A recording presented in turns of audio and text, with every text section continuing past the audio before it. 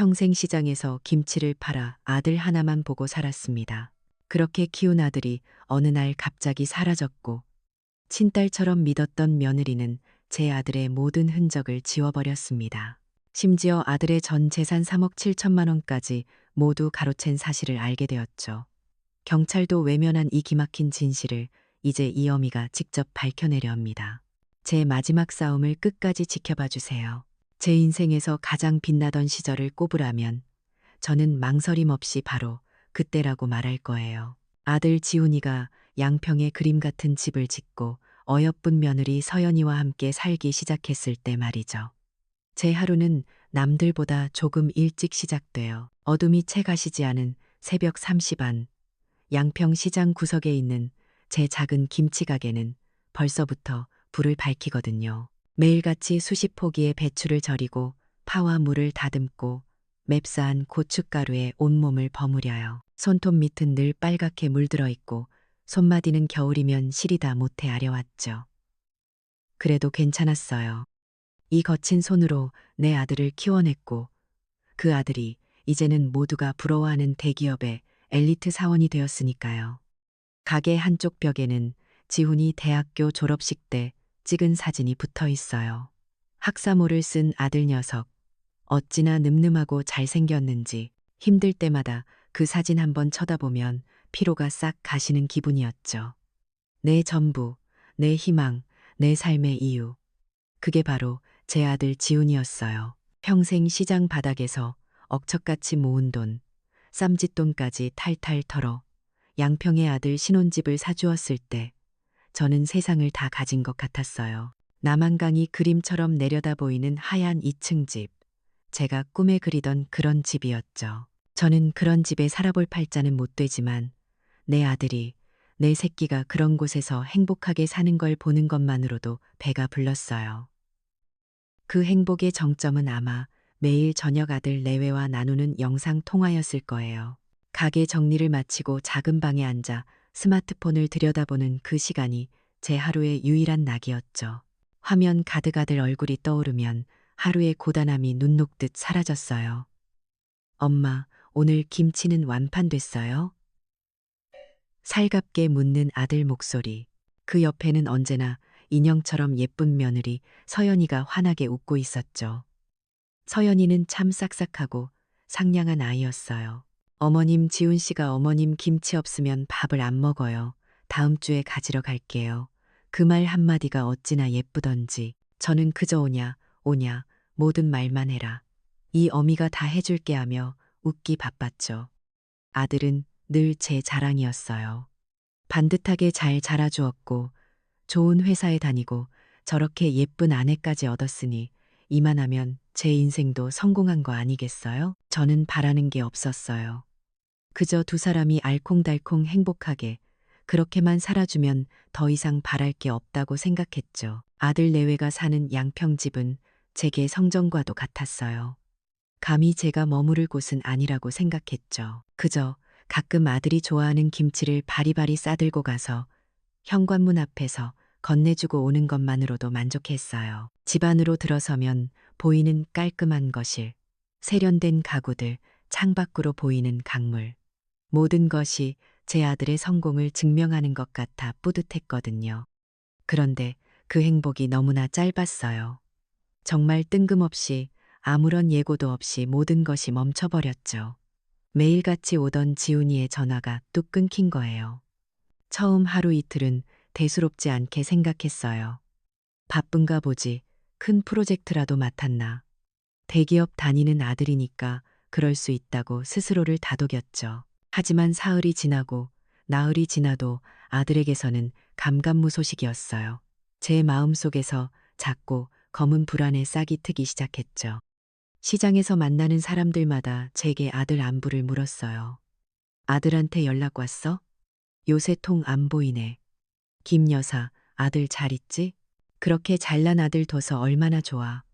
그들의 부러움 섞인 말들이 그날따라 가시처럼 밝혔어요. 저는 애써 웃으며 그럼 잘 있지. 요새 큰 프로젝트 때문에 정신없이 바쁘대라고 둘러댔지만 속은 새까맣게 타들어갔어요. 혹시 무슨 일이 생긴 건 아닐까? 어디 아픈 건 아닐까? 온갖 흉흉한 생각들이 머릿속을 헤집고 다녔죠. 결국 참다 못해 며느리 서연이에게 전화를 걸었어요. 신호음이 몇 번 울리고 이내 그 아이의 명랑한 목소리가 들려왔어요. 제 속도 모르고 어찌나 박던지 저는 떨리는 목소리로 지훈이 안부를 물었죠. 세아가 지훈이한테 무슨 일 있는 건 아니지? 며칠째 연락이 안 돼서. 서연이는 제 걱정이 우습다는 듯 까르르 웃었어요. 어머님, 걱정 마세요. 지훈 씨 아주 중요한 프로젝트 때문에 신호도 안 터지는 외딴 곳으로 급히 출장을 갔어요. 회사 기밀이라 저한테도 자세히 얘기 안 해주더라고요. 한 달 정도 걸릴 것 같대요. 끝나면 바로 전화 드릴 거예요. 너무나 태연하고 너무나 완벽한 대답이었어요. 의심할 여지가 없었죠. 오히려 제 자신이 아들에게 너무 집착하는 유난스러운 늙은이처럼 느껴져 부끄러워졌어요. 그래, 아들이 바쁘다는데 내가 너무 호들갑을 떨었구나. 저는 서연이에게 미안하다고 말하고 전화를 끊었어요. 그리고는 제 스스로를 얼마나 타일렀는지 몰라요. 아들을 믿어라. 며느리의 말을 믿어라. 아무 일도 없을 것이다. 그렇게 한 달을 버텼어요. 달력에 하루하루 금을 그어가며 아들의 전화가 오기만을 기다렸죠. 하지만 약속했던 한 달이 지나고 두 달이 가까워져도 지훈이에게서는 아무런 연락이 없었어요. 이제는 더 이상 바쁘다는 핑계로 제 마음을 속일 수가 없었죠. 이건 정상이 아니었어요. 어머니의 직감이라는 게 있잖아요. 제 속에서 무언가 아주 잘못되었다고 비명을 지르고 있었어요. 저는 아들이 가장 좋아하는 총각김치를 담갔어요. 아삭아삭 씹히는 맛이 일품인 지훈이가 앉은 자리에서 한 그릇을 뚝딱 비우던 바로 그 김치였죠. 이걸 핑계 삼아 양평집에 가봐야겠다고 결심했어요.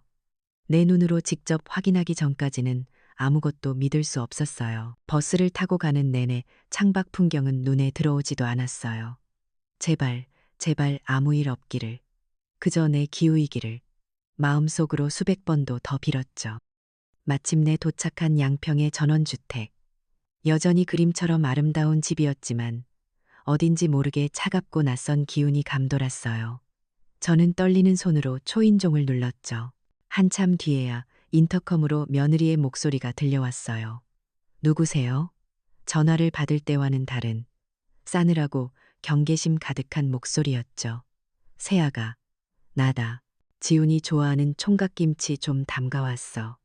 제 말이 끝나자마자 차가운 대답이 스피커를 통해 흘러나왔어요. 어머님, 지훈 씨 아직 안 왔어요.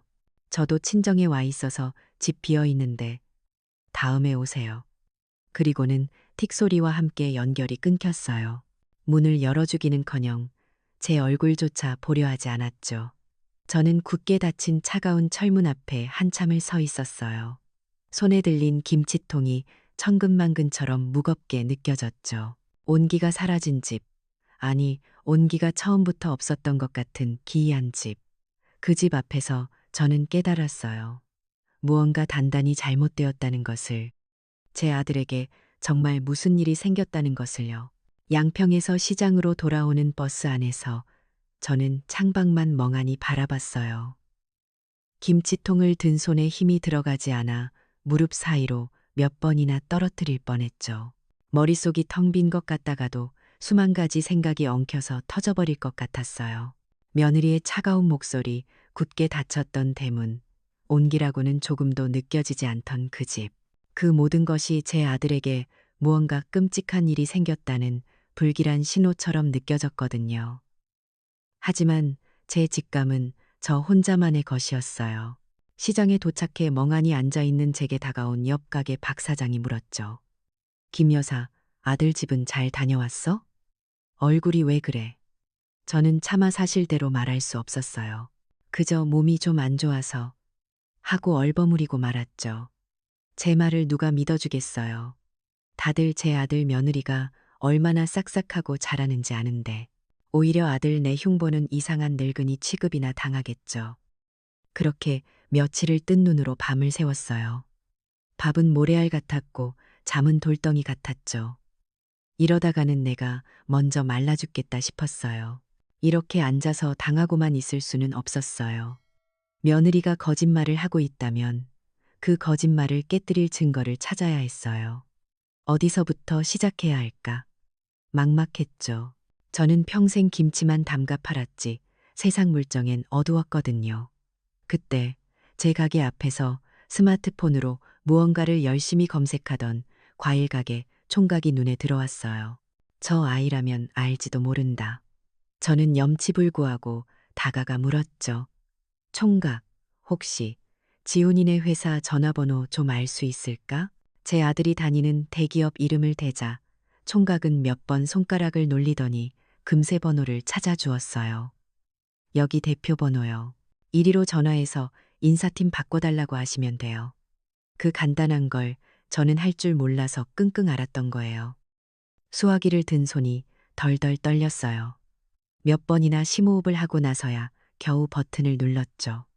기계음이 몇 번 울리고 상냥한 여직원의 목소리가 들려왔어요. 저는 최대한 침착하게 떨리는 목소리를 감추며 인사팀 연결을 부탁했죠. 그리고 마침내 연결된 인사팀 직원에게 아들의 이름을 말했어요. 김지훈 씨 때문에 전화드렸는데요. 지금 혹시 장기 출장 중인가 해서요. 잠시 정적이 흘렀어요. 그리고 이어진 직원의 대답은 제 심장을 바닥으로 곤두박질치게 만들었죠. 김지훈 씨요? 2달 전에 개인 사유로 퇴사 처리되셨는데요.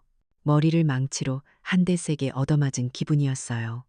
퇴사라니, 내 아들이 그토록 자랑스러워하던 회사를 그만두었다니, 며느리는 왜 나한테 이런 엄청난 사실을 숨긴 걸까? 저는 그대로 주저앉을 뻔한 몸을 간신히 추슬러 다음 행선지를 정했어요. 아들의 가장 친한 친구, 상현이라는 아이였죠. 지훈이와는 어릴 때부터 형제처럼 자란 아이라 분명 무언가 알고 있을 거라 생각했어요. 수소문 끝에 알아낸 번호로 전화를 걸자 상현이는 처음엔 무척 반가워했어요. 하지만 제가 지훈이의 행방을 묻자 아이의 목소리가 갑자기 무겁게 가라앉았어요. 한참을 머뭇거리던 상현이가 어렵게 입을 열었죠. 아주머니, 사실 지훈이가 처가 쪽에 빚이 좀 있었어요. 그것 때문에 많이 힘들어했어요. 뭔가에 단단히 잘못 엮인 것 같다고 저한테도 자세히는 말을 안 해줘서 그 말을 듣는 순간 흩어져 있던 퍼즐 조각들이 섬광처럼 맞춰지는 기분이었어요. 빚, 퇴사, 그리고 며느리의 거짓말. 저는 당장 택시를 잡아타고 다시 양평으로 향했어요. 치리만은 물러서지 않을 작정이었죠. 초인종을 누르자 이번에도 인터컴 너머로 서연이의 목소리가 들려왔어요. 제가 온 걸 확인한 며느리는 한참 동안이나 문을 열지 않았죠. 제가 문을 두드리며 소리치자 마침내 문이 열리고 그 아이의 상냥했던 가면이 완전히 벗겨진 얼굴이 나타났어요. 또 오셨어요? 제가 할 말 없다고 했을 텐데요. 저는 그 아이의 팔을 붙들고 소리쳤어요. 지훈이 퇴사했다며 처가 빚은 또 뭐고 내 아들 어디다 숨겼어. 그러자 서연이가 제 손을 뿌리치며 악을 쓰기 시작했어요. 그 모습이 어찌나 낯설고 무섭던지 어머님 기대가 부끄럽고 부담스럽다고 이제 어머님 안 보고 싶다고 했어요. 그래서 회사도 그만두고 떠난 거예요. 지훈 씨가 어머님을 버린 거라고요. 하늘이 무너지는 것 같았어요. 제 아들이 저를 버렸다고요? 그럴 리가 없었어요. 내 아들은 그럴 아이가 아니에요. 제가 충격으로 아무 말도 못하고 있자 서연이는 더 기세등등하게 저를 몰아세웠죠. 그리고는 갑자기 눈물을 뚝뚝 흘리며 어디론가 전화를 걸기 시작했어요. 여보세요. 경찰서죠? 저희 시어머니가 자꾸 찾아와서 행패를 부려요. 남편은 저버리고 떠났는데 자꾸 저만 보면 아들 내놓으라고. 무서워 죽겠어요. 저는 기가 막혀서 말도 나오지 않았어요. 저 가증스러운 연기라니. 얼마 지나지 않아 정말로 경찰차가 도착했어요. 차에서 내린 젊은 경찰관 2명은 울면서 호소하는 젊고 예쁜 며느리와 흥분해서 횡설수설하는 저를 번갈아 보더니 이미 결론을 내린 듯한 표정이었죠. 그들의 눈에 저는 그저 아들에게 병적으로 집착하는 이상한 늙은이로 보였을 거예요. 서연이의 눈물 섞인 거짓말은 제 진실의 외침보다 훨씬 더 설득력이 있었죠. 경찰은 제게 다가와 낮은 목소리로 경고했어요. 어머님, 마음은 알겠지만 이러시면 안 됩니다. 한 번만 더 찾아오시면 접근 금지 신청 들어갈 수밖에 없어요. 공권력이라는 거대한 벽 앞에서 저는 너무나 무력했어요. 제 말을 들어주는 사람은 아무도 없었죠. 결국 저는 아들의 집에서 쫓겨나듯 나와야 했어요. 터덜터덜 걸어 나오며 무심코 집을 돌아보았는데 2층 창문 커튼 뒤로 두 개의 그림자가 보였어요. 며느리 서연이, 그리고 그 옆에는 처음 보는 중년 여자가 서 있었죠. 아마도 사돈 박미경이었을 거예요. 두 사람은 차가운 눈으로, 마치 벌레를 보는 듯한 눈으로 저를 내려다보고 있었어요. 그 순간 깨달았어요. 아, 나는 혼자구나. 이 세상에 내 편은 아무도 없구나. 거대한 음모 속에 저 혼자 내동댕이 쳐진 기분이었죠. 하지만 저는 포기할 수 없었어요. 아니, 포기해서는 안 됐죠. 내 아들을 위해서라도 그렇게 저는 완전한 고립 속에서 홀로 외로운 싸움을 시작하기로 결심했어요. 경찰의 경고는 제 등 뒤에 찍힌 주홍 글씨와도 같았어요. 저는 더 이상 아들을 잃어버린 슬픈 어미가 아니었죠. 그저 아들에게 병적으로 집착하는 정신이 온전치 못한 늙은이, 그게 세상이 저를 보는 시선이었어요. 양평에서 돌아온 며칠 동안 저는 가게 문도 열지 못하고 방 안에만 틀어박혀 있었어요. 며느리의 그 가증스러운 눈물과 제 아들이 저를 버렸다는 악랄한 거짓말이 귓가에 맴돌아 잠을 이룰 수가 없었거든요. 그 아이는 알고 있었어요. 제 아들이 제 삶의 전부라는 것을. 그래서 가장 아픈 곳을 가장 잔인한 방법으로 찌른 거죠. 제 존재 자체를 부정함으로써 제 기억과 모성애를 공격한 거예요. 하지만 어미의 마음이라는 게 참 질긴 것이더군요.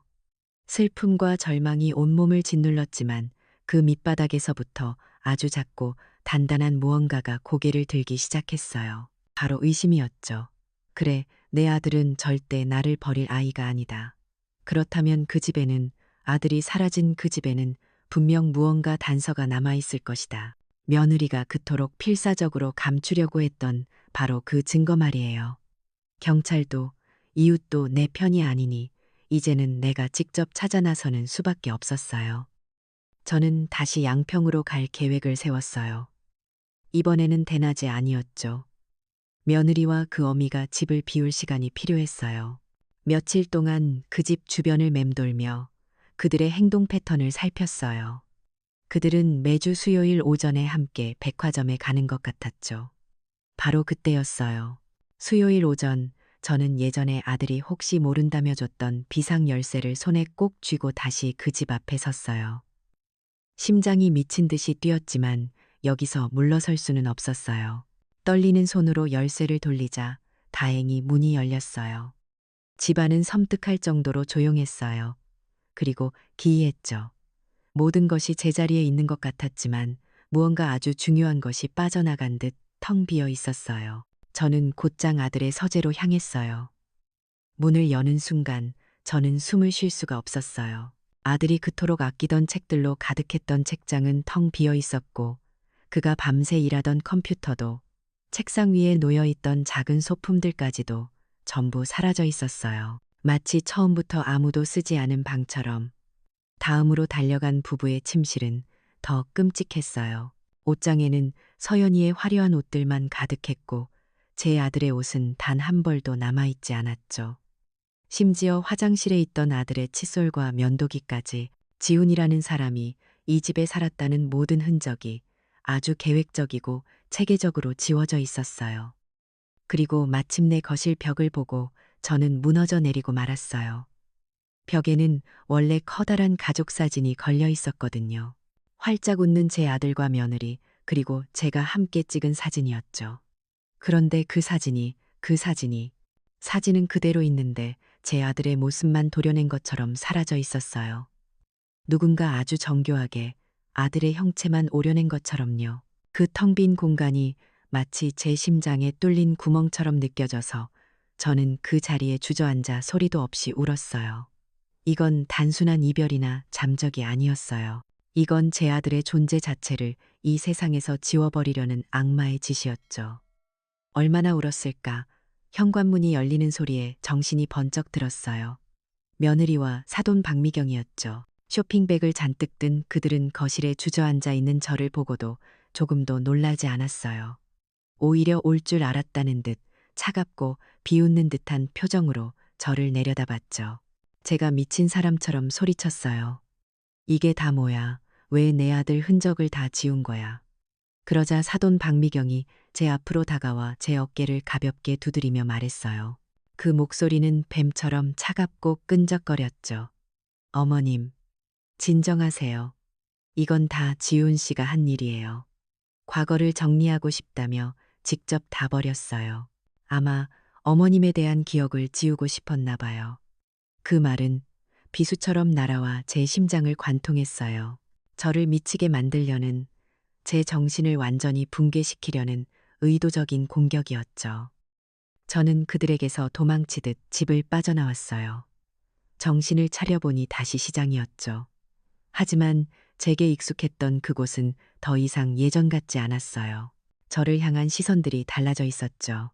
따뜻한 연민이 아닌 차가운 호기심과 경멸이 뒤섞인 눈빛들, 수군거리는 소리들. 제가 다가가면 화들짝 놀라며 입을 다무는 상인들. 처음에는 이유를 몰랐어요. 하지만 며칠이 지나고 저는 제 등 뒤에서 어떤 소문이 돌고 있는지 알게 됐죠. 늘 저를 살갑게 대하던 반찬 가게 순이 엄마가 어느 날 저를 붙잡고 조심스럽게 말해 주었어요. 언니, 혹시 무슨 일 있어? 시장에 이상한 소문이 돌아. 언니가 아들한테 너무 집착해서 아들이 집을 나갔다더라. 젊은 며느리만 들들 볶는다고. 사돈 박미경이 손을 쓴 거였어요. 제가 양평집을 드나드는 동안 그 여자는 제 시장 바닥에 와서 눈물 연기를 하며 거짓 소문을 퍼뜨리고 다녔던 거예요. 시어머니의 병적인 집착 때문에 아들이 집을 나갔고 가여운 자기 딸이 매일 시달리고 있다는 식으로요. 그럴싸한 거짓말과 눈물 앞에 시장 사람들은 너무나 쉽게 넘어가 버렸죠. 저는 순식간에 며느리 잡는 악덕 시어머니이자 아들에게 버림받은 정신 나간 노인이 되어 있었어요. 이제 아무도 제 말을 믿어주지 않았어요. 따뜻한 말을 건네던 이웃들은 저를 피하기 시작했고 경찰서에 찾아가 아들이 실종된 것 같다고 다시 한번 호소했지만 돌아온 것은 귀찮다는 표정과 어머님, 지난번에 말씀드렸잖아요. 이건 가족 문제입니다라는 차가운 대답뿐이었죠. 저는 완벽하게 혼자가 되었어요. 사회적으로 완전히 고립된 섬이 되어버린 거죠. 밥을 굶는 것보다, 잠을 못 자는 것보다 더 무서운 건 바로 이 고립감이었어요. 내 편이 아무도 없다는 절망감, 모든 희망이 사라진 것 같던 어느 날 밤이었어요. 저는 텅 빈 방 안에서 먼지 쌓인 낡은 장롱을 열었어요. 아들의 어릴 적 사진이라도 한번 보고 싶어서였죠. 서랍 깊숙한 곳을 뒤지는데 손끝에 딱딱한 무언가가 걸렸어요.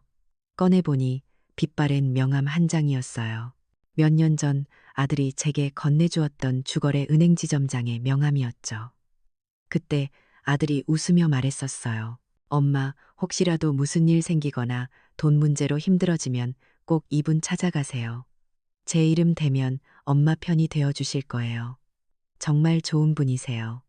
까맣게 잊고 있던 아들의 목소리가 귓가에 생생하게 울리는 것 같았어요. 저는 그 낡은 명함을 부서져라 손에 쥐었어요. 어쩌면 아직 희망이 있을지도 모른다. 제 아들이 남겨준 마지막 지푸라기. 저는 그 작은 희망 하나에 제 모든 것을 걸어보기로 마음먹었어요. 다음 날 저는 제 평생 처음으로 가장 좋은 옷을 꺼내 입었어요. 시장에 나갈 때 입는 몸빼 바지도 김치 국물이 튄 낡은 스웨터도 아니었죠. 장롱 깊숙한 곳에 넣어두었던 하나뿐인 아들 결혼식 때 입었던 고운 한복 바로 아래에 있던 외출복이었어요. 그걸 입는다고 다른 것도 아닌데 이상하게도 그 옷을 입으니 조금은 더 당당해지는 기분이었어요. 초라하게 보이고 싶지 않았거든요. 손에 꼭 쥔 낡은 명함 한 장이 제 마지막 동아줄이었으니까요. 양평에 있는 그 은행은 제가 사는 동네와는 완전히 다른 세상이었어요. 높고 쾌적한 천장, 시원한 에어컨 바람, 번호표를 뽑고 조용히 자기 차례를 기다리는 사람들. 모두가 평화롭고 질서정연해 보였죠. 저 혼자만 이 세상 사람이 아닌 것처럼 마음속에 태풍을 품고 서 있었어요. 창구의 젊은 여직원에게 명함을 보여주며 지점장님을 만나게 해달라고 하자 그녀는 난처한 표정으로 저를 위아래로 훑어보았어요. 고객님, 지점장님은 지금 회의 중이셔서요. 무슨 일 때문에 그러시죠? 당연한 절차였지만 그 순간에는 그 말조차 저를 가로막는 거대한 벽처럼 느껴졌어요. 저는 거의 울먹이며 매달렸어요. 제 아들 김지훈 씨 때문에 그래요. 지훈이가 꼭 이분을 찾아가라고 했어요.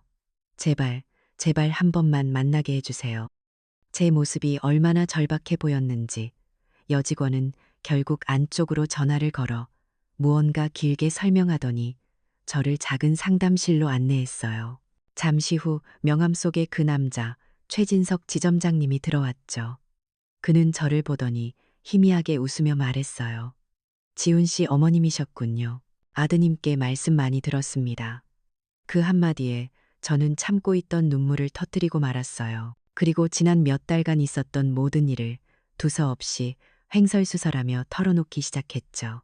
아들이 사라진 이야기, 며느리의 거짓말, 텅 비어버린 아들의 방, 저를 정신병자 취급하던 경찰, 시장 사람들의 차가운 시선까지. 그는 제 말을 단 한 번도 끊지 않고 아주 진지한 얼굴로 끝까지 들어주었어요. 제 이야기가 끝나고 그는 한참 동안 말이 없었어요. 깊은 고민에 빠진 얼굴이었죠. 저는 그의 침묵이 거절의 의미일까봐 심장이 철렁 내려앉았어요. 그가 어렵게 입을 열었죠. 어머님, 아시다시피 개인 금융정보는 가족이라도 함부로 열람할 수가 없습니다. 이건 명백한 규정 위반이고 제가 큰 책임을 져야 할 수도 있는 일입니다. 절망이 다시 제 발목을 잡으려던 순간 그가 말을 이었어요. 하지만 지훈 씨는 저에게 아주 특별한 고객이었습니다.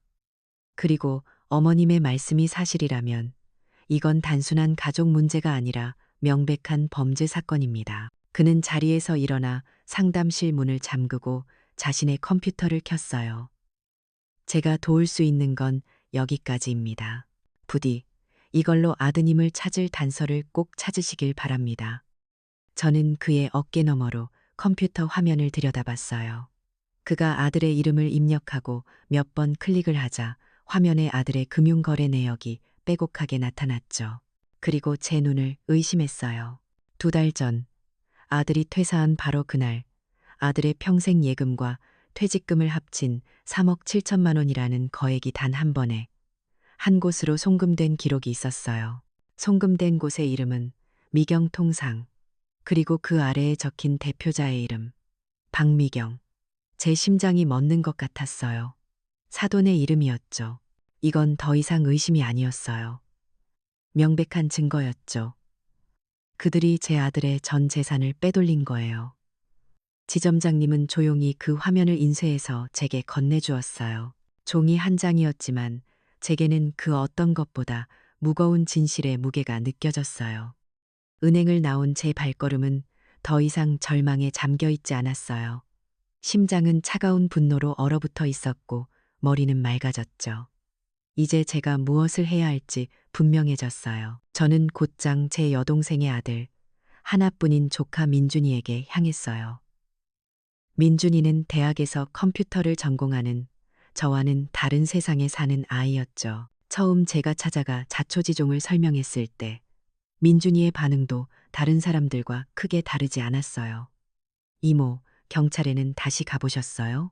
이건 너무 영화 같은 이야기잖아요.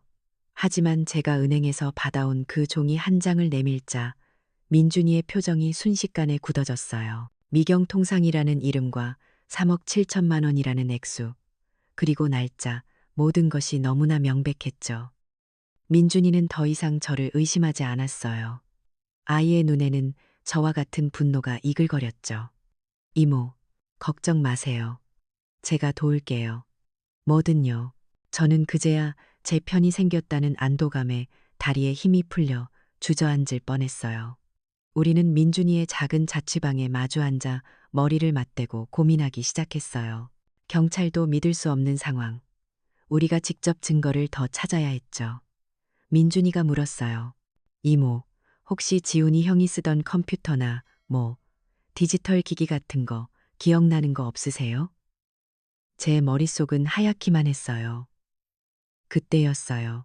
문득 아들이 새 차를 뽑았다며 신나서 제게 자랑하던 날이 떠올랐어요. 엄마, 이 차는 블루링크라는 게 있어서 스마트폰으로 어디서든 시동도 걸고 위치도 볼 수 있어요. 세상 참 좋아졌죠? 제가 그 말을 내뱉자마자 민준이의 눈이 번쩍 뜨였어요. 블루링크요? 그거면 돼요. 혹시 형 아이디나 비밀번호 아세요? 저는 필사적으로 기억을 더듬었어요. 아들이 언젠가 말했었죠. 비밀번호는 절대 잊어버리지 않을 걸로 해놨다고. 혹시나 해서 제 생일을 불러주자 민준이는 곧장 노트북에 그 숫자를 입력했어요. 잠시 후 화면에 지도를 표시하는 파란 화면이 나타났어요. 그리고 그 지도 위 아주 멀리 떨어진 서해안의 한 구석에 작은 파란 점 하나가 깜빡이고 있었죠. 민준이가 지도를 확대했어요. 충청남도 태안의 한적한 어항 주차장 안흥항이었어요.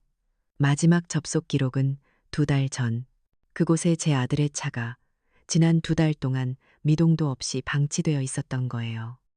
모든 것이 명확해졌어요. 거액의 돈을 빼돌리고 차는 서해안의 외딴 항구에 버려두었다. 이건 제 아들을 아예 세상에서 사라지게 만들 작정이었던 거예요. 저는 더 이상 울지 않았어요. 눈물은 이미 오래전에 말라버렸죠. 그 자리를 채운 것은 강철보다 단단한 의지였어요. 민준이가 제 손을 잡았죠. 이모, 우리 지금 당장 태안으로 가요. 저는 조용히 고개를 끄덕였어요. 반격의 서막이 그렇게 올랐어요. 태안으로 향하는 낡은 버스는 제 마음처럼이나 덜컹거렸어요. 창밖으로 스쳐 지나가는 풍경들은 눈에 들어오지 않았죠. 제 머릿속은 온통 서해안의 그 작은 항구, 안흥항에 대한 생각뿐이었어요. 그곳에 내 아들의 마지막 흔적이 남아있다. 그 생각 하나만이 저를 앞으로 나아가게 하는 유일한 연료였어요. 민준이는 제 옆에서 아무 말 없이 창밖을 보고 있었지만 꼭 잡은 아이의 손에서 단단한 결의가 느껴졌죠. 더 이상 저는 혼자가 아니었어요. 안흥항에 도착했을 때 비릿한 바닷바람이 제 얼굴을 때렸어요. 갈매기들의 끼룩거리는 소리가 처량하게 울려 퍼지는 작고 낡은 항구였죠. 우리는 블루링크가 가리킨 주차장으로 향했어요. 그리고 그곳에 먼지를 뽀얗게 뒤집어 쓴 채 서 있는 익숙한 검은색 승용차를 발견했어요. 제 아들 지훈이의 차였어요. 그 차를 보는 순간 모든 것이 현실이라는 사실이 심장 깊숙이 밝혀왔죠. 민준이가 조심스럽게 차 문을 열었지만 안에는 아무것도 없었어요. 마치 누군가 일부러 깨끗하게 치운 것처럼.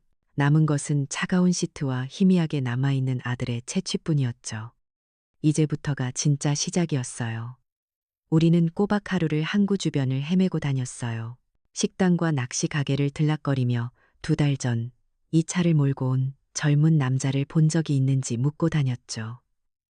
하지만 대부분은 고개를 젓거나 귀찮다는 듯 손사래를 쳤어요. 낯선 외지인에 대한 경계심이 항구 전체에 짙게 깔려 있었거든요. 해가 저물고 마음이 조급해질 무렵 우리는 부두 구석에 정박된 낡은 어선 한 척을 발견했어요. 그 위에서 한 노인이 묵묵히 찢어진 그물을 꿰매고 있었죠. 그의 깊게 팬 주름과 무심한 눈빛에서 저는 어쩌면 이 사람이 마지막 희망일지도 모른다는 직감적인 예감이 들었어요. 저는 그에게 다가가 조심스럽게 말을 걸었어요. 처음에는 그 역시 다른 사람들과 마찬가지로 귀찮다는 반응이었죠. 저는 제 품속에 있던 봉투를 꺼내 그의 앞에 내밀었어요. 두툼한 현금 뭉치가 보이자 그의 무심했던 눈동자가 순간 흔들리는 것을 놓치지 않았죠. 저는 아들의 사진을 보여주며 다시 물었어요. 2달 전쯤 험상궂은 남자들 몇 명이랑 이 청년이 작은 배를 타는 걸 보셨나요? 노어부는 한참 동안 제 얼굴과 돈봉투, 그리고 아들의 사진을 번갈아 쳐다봤어요. 그리고는 마침내 낮은 목소리로 입을 열었죠.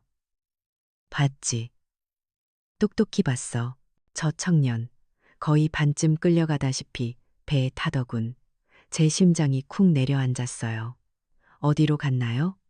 그 배가 어디로 갔는지 아세요? 노어부는 돈 봉투를 슬쩍 자기 쪽으로 끌어당기며 말했어요. 여기서 멀지 않은 섬이야. 박만식이라는 영감 소유의 양식장인데 거긴 한번 들어가면 제 발로 나오는 사람은 아무도 없어. 그래서 다들 그 섬을 지옥섬이라고 부르지. 박만식, 박씨, 며느리의 성과 같았어요. 마지막 퍼즐 조각이 맞춰지는 순간이었죠. 사돈 박만식, 며느리 박서연, 그리고 사돈 어멈 박미경. 그들 일가 전체가 제 아들을 지옥섬에 가둬놓고 조직적으로 사기를 친 거였어요. 피가 거꾸로 솟는 것 같았지만 저는 애써 이성을 붙잡았어요. 이제 남은 방법은 하나뿐이었죠. 이 지옥섬에 직접 들어가는 것. 저는 노어부에게 돈 봉투를 하나 더 꺼내 보이며 말했어요. 저희를 저 섬의 일꾼으로 위장해서 들여보내줄 수 있나요? 노어부는 기겁을 했지만 돈의 유혹은 그의 공포보다 강했던 것 같아요. 그는 고개를 끄덕였죠. 다음 날 새벽, 저와 민준이는 허름한 작업복으로 갈아입고 노어부의 배에 올랐어요. 섬으로 향하는 동안 저는 민준이에게 신신당부했죠. 섬에 도착하면 신분증과 휴대폰을 모두 빼앗을 거라고. 민준이는 고개를 끄덕이며 미리 준비해 온 낡은 피처폰을 주머니에 넣었어요. 그리고 제 진짜 스마트폰은 제가 밤새 바느질해서 만든 방수 주머니에 넣어 허리춤 깊숙이 숨겼죠. 이게 우리의 유일한 무기였으니까요. 섬에 가까워질수록 역한 비린내가 코를 찔렀고 음산한 기운이 온몸을 감쌌어요. 아니나 다를까 섬에 도착하자마자 험악한 인상의 관리자들이 다가와 저희의 신분증과 휴대폰을 빼앗아 상자에 던져 넣었어요. 민준이는 순순히 낡은 피처폰을 내밀었죠. 관리자들은 저희를 위아래로 훑어보더니 곧장 양식장으로 끌고 갔어요. 그렇게 우리는 지옥의 문턱을 제 발로 넘어 들어갔어요. 섬은 제가 상상했던 것보다 훨씬 더 끔찍한 곳이었어요. 녹슨 철조망이 섬둘레를 감싸고 있었고 노동자들은 금방이라도 쓰러질 듯한 낡은 숙소에서 생활하고 있었죠. 그들의 눈에는 아무런 감정도 희망도 담겨 있지 않았어요. 그저 살아있는 송장들 같았죠. 저와 민준이는 낮에는 다른 노동자들처럼 묵묵히 그물을 나르고 생선 내장을 제거하는 척하며 밤에는 몰래 아들의 행방을 찾아 섬을 헤맸어요. 며칠이 지났을까 저는 마침내 아들을 찾아냈어요. 양식장 가장 구석진 곳에서 수많은 노동자들 틈에 섞여 그물을 옮기고 있는 앙상한 뒷모습, 틀림없는 제 아들 지훈이었어요. 저는 심장이 멎는 것 같았어요. 한때 그토록 늠름하고 훤칠했던 내 아들은 어디 가고 뼈만 앙상하게 남은 채 다리를 절뚝이며 걷는 낯선 남자가 서 있었죠. 텅 빈 눈동자는 초점을 잃은 채 바닥만 향하고 있었어요. 제가 다가가려 하자 민준이가 저를 막아섰어요. 지금은 때가 아니라고. 저는 터져나오는 울음을 삼키며 허리춤에 숨겨두었던 스마트폰을 몰래 꺼내들었어요. 그리고 기록하기 시작했죠. 열악하기 짝이 없는 숙소의 모습, 관리자들이 노동자들에게 가하는 무자비한 폭행, 그리고 넋이 나간 채 망가져버린 내 아들의 모습을, 이 모든 것이 그들의 죄를 증명할 유일한 증거였어요. 그날 밤 라디오에서 거센 폭풍우가 북상하고 있다는 뉴스가 흘러나왔어요. 바로 오늘 밤이었죠. 감시가 소홀해진 틈을 타 저는 아들에게 접근했어요. 잠든 아들을 흔들어 깨우자 그는 저를 알아보지 못하고 겁에 질린 눈으로 뒷걸음질 쳤어요. 완전히 세뇌된 상태였죠. 자신이 처가해진 빚과 잘못을 갚기 위해 여기서 일하고 있다고 굳게 믿고 있었어요. 저는 울부짖으며 품속에서 꼬깃꼬깃 접어두었던 사기 송금 내역서를 꺼내 아들의 눈앞에 들이밀었어요. 아들아, 정신 차려. 이건 다 사기야. 내 돈은 이 사람들이 다 빼돌렸어. 바로 그 순간이었어요. 순찰을 돌던 관리자에게 발각되고 만 거죠. 이것들이 지금 뭐 하는 거야? 관리자의 고함과 함께 칠흑 같은 어둠과 빗줄기 속에서 필사적인 추격전이 시작됐어요. 민준이가 소리를 지르며 관리자들의 시선을 다른 곳으로 끄는 사이 저는 거의 반쯤 정신이 나간 아들을 부축하고 약속된 해안가로 미친 듯이 달렸어요. 발이 지늘게 빠지고 나뭇가지에 얼굴이 긁혔지만 아픔을 느낄 겨를도 없었어요. 저 멀리 거센 파도 너머로 희미한 불빛이 보였어요. 약속대로 나타난 노어부의 배였죠. 배에 오르려는 순간 뒤쫓아온 관리자들이 제 머리채를 휘어잡고 아들의 다리를 붙들었어요. 배의 밧줄을 잡은 그들의 손등에 핏줄이 붉어졌죠. 모든 것이 끝이라고 생각한 순간 저는 품속에 숨겨두었던 작은 과도를 꺼내들었어요. 김치를 다듬을 때 쓰던 제 손때 묻은 칼이었죠. 저는 망설임 없이 배와 묻을 잇고 있던 그 굵은 밧줄을 향해 내리쳤어요. 세버런스 투둑 소리와 함께 밧줄이 끊어지고 배는 거친 파도에 몸을 실어 바다 쪽으로 세차게 밀려나갔어요. 저희를 향해 악을 쓰는 관리자들의 모습이 폭풍우 속으로 점점 멀어져 갔죠. 그렇게 우리는 기적처럼 지옥섬을 탈출하는 데 성공했어요. 폭풍우가 핥히고 간 바다는 언제 그랬냐는 듯 고요했어요. 노어부의 작은 배는 위태롭게 흔들리면서도 쉼없이 육지를 향해 나아갔죠. 제 품에 안긴 지훈이는 담요를 뒤집어 쓴 채 미동도 없이 가늘게 떨고만 있었어요. 아이의 텅 빈 눈동자를 볼 때마다 심장이 갈기갈기 찢어지는 것 같았지만 저는 울지 않았어요. 이제는 울 때가 아니었으니까요. 제 옆에서 뜬 눈으로 밤을 새운 민준이가 말했죠. 이모, 태안으로 돌아가면 안 돼요. 그놈들이 손을 써놨을지도 몰라요. 아예 다른 지역, 상급 기관으로 가야 해요. 아이의 말은 100번 옳았어요. 우리는 지역 경찰이라는 썩은 동아줄을 피해야만 했죠. 육지에 발이 닿자마자 우리는 노어부에게 약속한 돈의 몇 배를 더 얹어주고 뒤도 돌아보지 않은 채 택시에 올랐어요. 우리의 목적지는 관할 지역이 아닌 서해지방 해양경찰청 본부가 있는 곳이었죠. 며칠을 씻지도 자지도 못한 꾀죄죄한 행색의 늙은이와 젊은이, 그리고 넋이 나간 환자. 우리의 모습은 누가 봐도 이상했을 거예요. 하지만 해양경찰청 민원실에 들어서서 제 허리춤에서 꺼낸 스마트폰을 책상 위에 올려놓았을 때 모든 것이 달라졌어요. 이 안에 제 아들을 비롯한 수십 명의 사람들이 노예처럼 착취당하고 있는 증거가 전부 들어 있습니다. 제 목소리는 떨리지 않았어요. 처음에는 반신반의하던 수사관들의 눈빛은 제가 찍은 영상이 재생되는 순간 경악과 분노로 바뀌었어요.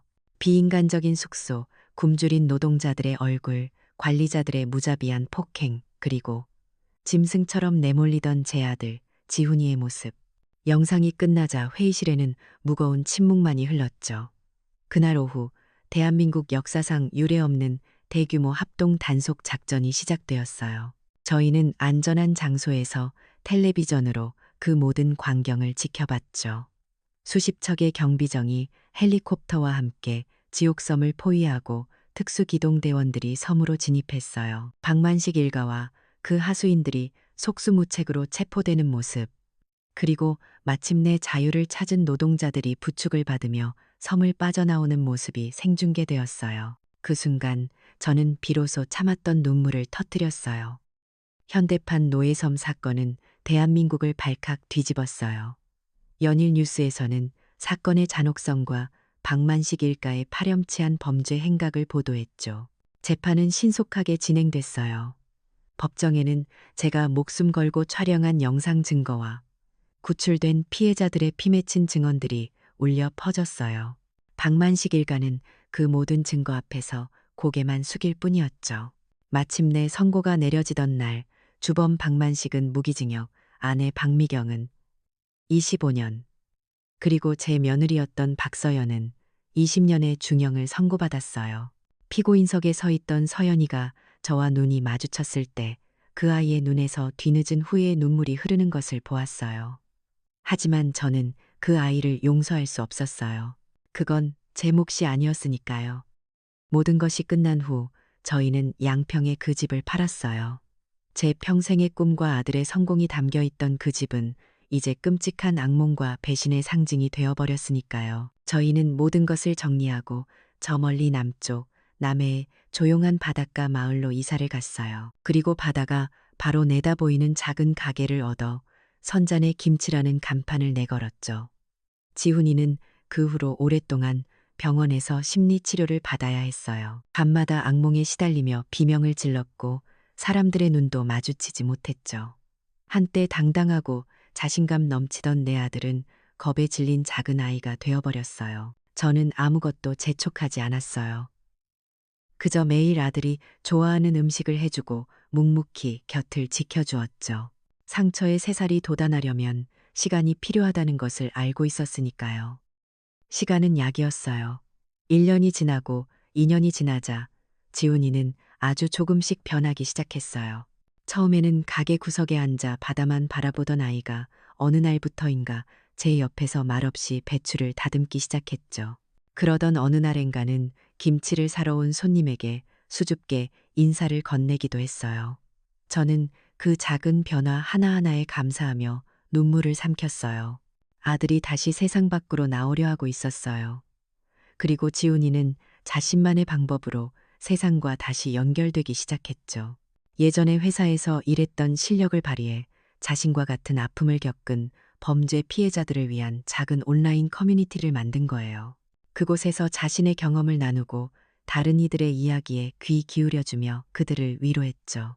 제 아들은 자신의 가장 큰 상처를 다른 사람을 치유하는 힘으로 바꾸고 있었어요.